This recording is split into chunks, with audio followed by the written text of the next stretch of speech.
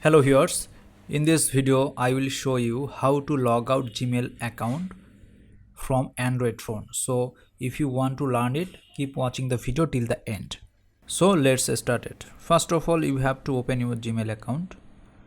After that, you have to click on three steps at the top left corner. Then you have to click on settings. From here you have to click on the three dot option at the top right corner. Then you will get manage accounts option, so you have to click on manage accounts.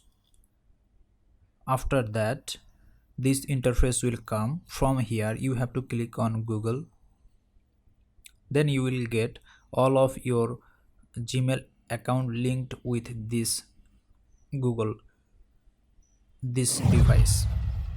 Okay, from here suppose you want to remove this account from your Android phone, so click on here. Then you have to click on the three dot at the bottom and more option.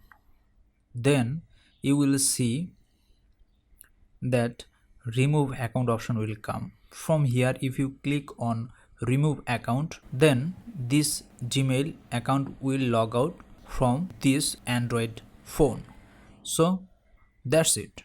Thanks for watching. If this video helped you out, please consider leaving a like and let me know in the comments if you have any question.